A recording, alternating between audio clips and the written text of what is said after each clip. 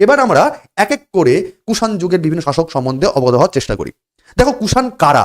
কুষাণ হচ্ছে মধ্য এশিয়ার এক যাযাবর জাতি, ঠিক ওই পার্থিয়ানদের মতোই, পল্লবদের মতোই। মূলত এই জাতিটার নাম ছিল ইউচি জাতি।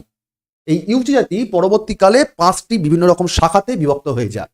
1 সুয়াংশি, 2 কাউফু, 3 হিসুন, 4 হিউসি এবং শেষমেশ কুইশুয়াং।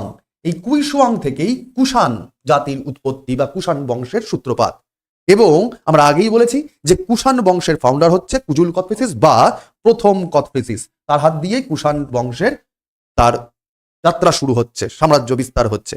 তিনি ভারতবর্ষে প্রথম নিজ নামাঙ্কিত মুদ্রা প্রচলন করছেন এবং তার যে অঞ্চল তিনি ক্যাপচার করছেন সেটা হচ্ছে ভারতের উত্তর পশ্চিম সীমান্ত এবং কাশ্মীর অঞ্চল। এই অবধি মোটামুটি তিনি সাম্রাজ্য বিস্তার করছেন।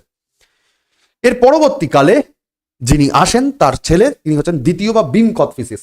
এই বিম কথফিসিস তিনি আসলে শৈব ধর্মাবলম্বী ছিলেন। তার পরিচয় কোত্থেকে পাই আমরা? বিভিন্ন সময় সেই সময় যে মুদ্রাগুলো এসছে সেখানে শিব, ষাঁড় বা ত্রিশূলের প্রতিমূর্তি খোদাই করা রয়েছে। ইভেন মহিষ্বর বা মহেশ্বর যেটা বলি আমরা, শিবের অপর নাম, সেই নামও কিন্তু সেই মুদ্রাতে খোদাই করা ছিল। মূলত ভারতবর্ষে কুষাণ সাম্রাজ্যের প্রতিষ্ঠাতা যদি বলা হয় প্রথম কে, তাহলে কিন্তু তখন এই প্রথম কুজুল ফিসিস বা কথফিসিসকে বলবে না, দ্বিতীয় বা বিম কথফিসিসকে বলবে, কারণ তিনি ভারতবর্ষে কুষাণ সাম্রাজ্যকে বিস্তার করছেন, প্রতিষ্ঠা করছেন। এবং তিনি প্রথম রোমান মুদ্রা দিনারের অনুকরণে ভারতবর্ষে স্বর্ণ মুদ্রা প্রবর্তন করছেন।